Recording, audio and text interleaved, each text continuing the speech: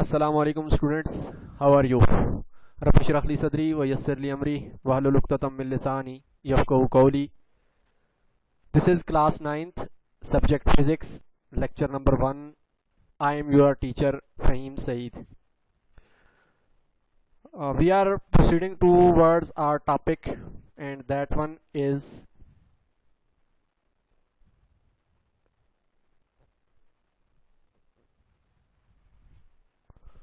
chapter number 7, properties of matter.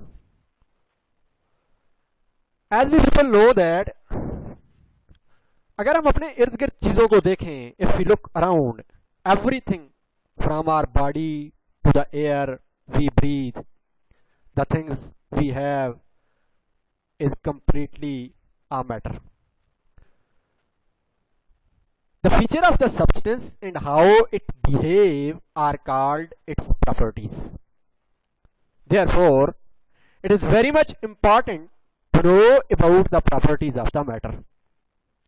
Knowing about the properties of the matter help us to understand what is common and what we have. What is impact of the substance or impact of the amount of the substance in our body. How matter behave when forces are applied. So many questions, and these questions can be answered after reading this chapter. We are going to discuss the first topic of this chapter, and that one is kinetic molecular model of matter. What is matter? Anything having weight and occupy space is called matter. हर वो चीज जो जगह घेरती हो, वजन रखती हो, matter कहलाती है. फिर kinetic molecular model of matter हमें गिवन है. अब हम लोगों को ये बात बहुत अच्छे से पता है कि kinetic matter has 3 states. One is solid, number 2 is liquid, and number 3 is gases. First, solid. In solids, molecules are arranged closely in fixed pattern. अब हम लोगों को ये बात बहुत अच्छे से पता होनी चाहिए कि हमारे पास जितने भी मॉलिक्यूल्स हैं, सॉलिड जिन मॉलिक्यूल से, जिन एटम से मिलकर बना हुआ है, वो एक खास फिक्स पैटर्न के अंदर पैक हुआ होता है. आप उसको मूव नहीं करवा सकते. वो क्लस्टर बना हुआ हमारे पास होता है, फिक्स होता है, वो अपनी जगह से चेंज नहीं हो सकता. ठीक है, कोई भी मॉलिक्यूल अपनी जगह को इतनी आसानी से नहीं छोड़ेगा, फिक्स है, उसको आप मूव नहीं कर सकते. Second is molecule vibrate about their mean position. कि जितने भी सॉलिड हैं हमारे पास, उनके मॉलिक्यूल्स अपनी मीन पोजीशन के गिर्द वाइब्रेट करते हैं. क्योंकि वो फिक्स पैटर्न पर हैं, वो इंडिपेंडेंटली मूव नहीं कर सकते, वो जस्ट वाइब्रेट करते हैं about their mean positions. And the number 3 is attractive force is strong between molecules. ठीक है, कि हमारे पास, क्योंकि हमारे मॉलिक्यूल्स मिलकर सॉलिड बना रहे हैं, एक खास डेफिनेट पैटर्न पर, डेफिनेट उसकी शेप होगी हमारे पास, तो उनके दरमियान स्ट्रांग इलेक्ट्रिक अट्रैक्टिव फोर्सेस मौजूद होंगी. ठीक है, और उन्हीं स्ट्रांग अट्रैक्टिव फोर्सेस की वजह से वो सॉलिड जो है वो एक खास फिक्स पैटर्न पर बाउंड रहता है. Now next is liquids. अब हम लोग सॉलिड्स के बाद जब लिक्विड्स को देखते हैं, तो liquids are made up of molecules which are close.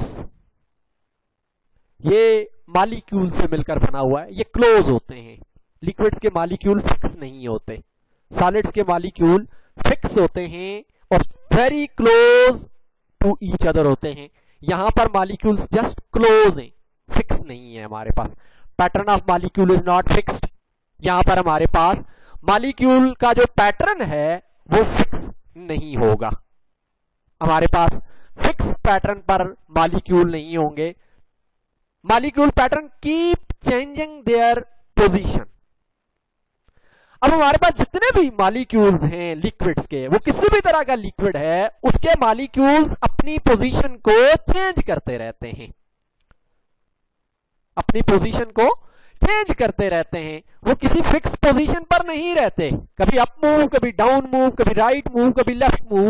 वो मॉलिक्यूल्स क्योंकि फिक्स नहीं है हमारे पास, अगर फिक्स होते तो they were unable to move, now they are not fix, so उनको ये ईज है कि वो रेंडमली मूव कर सकते हैं हमारे पास। Molecules are able to move, तो हम लोगों ने जिक्र किया है कि हमारे पास जितने भी मॉलिक्यूल्स हैं वो up and down, right, left, किसी भी डायरेक्शन में मूव कर सकते हैं। अब जब उनकी कोई फिक्स शेप नहीं है, कोई फिक्स ज्योमेट्री नहीं है उनकी लिक्विड्स की, तो liquids can change their shape and can adopt shape of container. बड़ी कॉमन सी एग्जांपल हमारे सामने आती है कि हमारे पास लिक्विड अपनी शेप को चेंज कर सकते हैं, और जिस शेप में, जिस कंटेनर में आप उनको डालेंगे उसी जैसी शेप ये इख्तियार कर लेते हैं।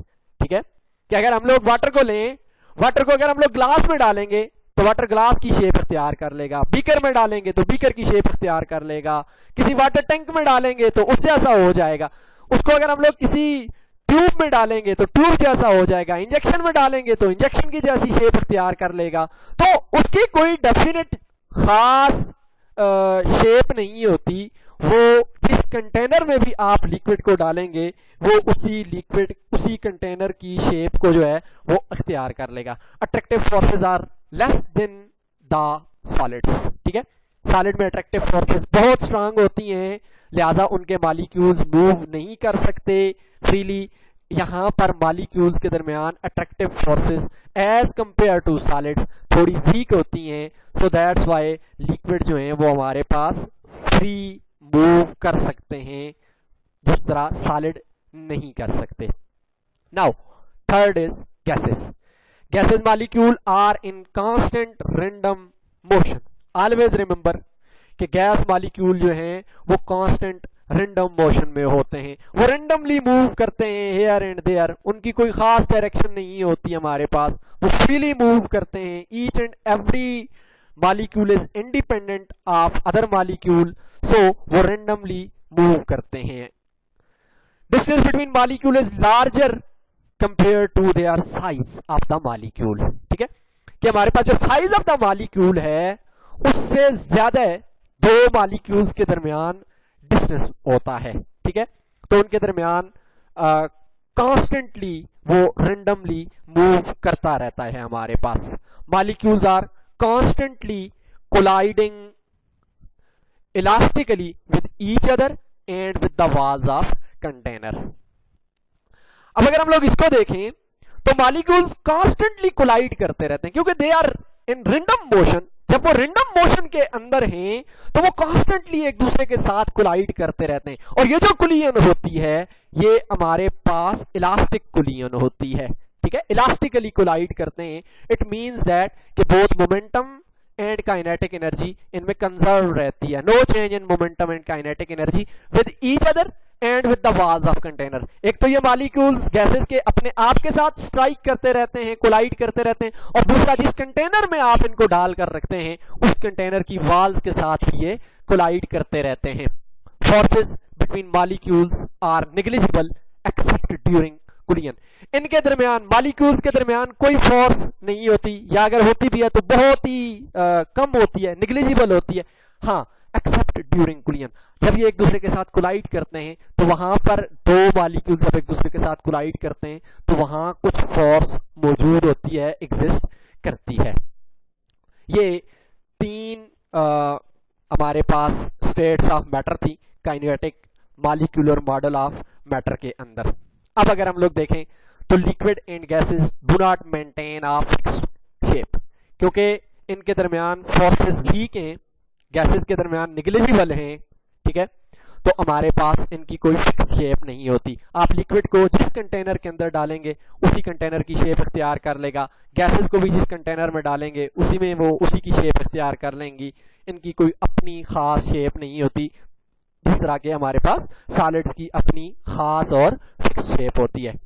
इसी वजह से they both have the ability to flow, क्योंकि इनकी अपनी कोई फिक्स शेप नहीं है, सो दे कैन फ्लो। ठीक है, अब हमारे पास कोई भी ऑब्जेक्ट जो फ्लो कर सकता है उसको हम लोग फ्लूइड की कैटेगरीज में ले आते हैं। Both liquid and gases are collectively called fluid. ठीक है, जब ये फ्लो कर सकते हैं, इनके अंदर एबिलिटी है फ्लो करने की, मूव करने की from one concentration to lower concentration, from higher concentration to lower concentration, और from one place to in other place. So liquid और गैसेस जो है वो कलेक्टिवली फ्लो करते हैं हमारे पास। इसके अलावा हमारे पास मैटर की एक चौथी स्टेट भी आ जाती है जिसको हम लोग प्लाज्मा स्टेट कहते हैं। ठीक है, प्लाज्मा स्टेट जो है उसको हम लोग फोर्थ स्टेट ऑफ मैटर कहते हैं। ठीक है, कि ये हमारे पास चौथी स्टेट है मैटर की। अब ये कैसी स्टेट है हमारे पास कि it consist of free electrons and atoms from which the electron have been removed. ठीक है, आपके पास कोई एटम है, उसमें से आप लोगों ने इलेक्ट्रॉन्स को रिमूव कर दिया है। ठीक है, तो जो इलेक्ट्रॉन रिमूव हो चुके हैं जिस एटम के अंदर से, हमारे पास वो प्लाज्मा स्टेट कहलाती है। Consist of free electrons and atom from which the electrons have been removed. ठीक है, it exist in the sun. अब ये हमारे पास कहां पर ये स्टेट ऑफ मैटर पाई जाती है प्लाज्मा?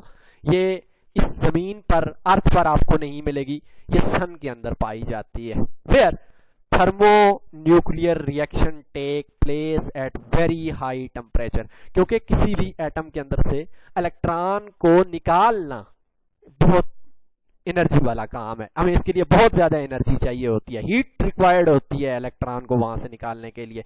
सो जब हम लोग सन का जिक्र करते हैं तो वहां पर थर्मोन्यूक्लियर रिएक्शन की वजह से वेरी हाई टेम्परेचर के ऊपर, ठीक है, क्योंकि हाई टेम्परेचर पर अच्छी खासी अमाउंट ऑफ एनर्जी होती है, सो उसकी वजह से हमारे पास जो है वो इसमें से ये इलेक्ट्रॉन्स जो हैं वो खारिज हो जाते हैं, निकल हो जाते हैं। सो ये स्टेट जो है वो हमारे पास प्लाज्मा स्टेट जो है वो सन के अंदर एग्जिस्ट करती है। Thank you very much.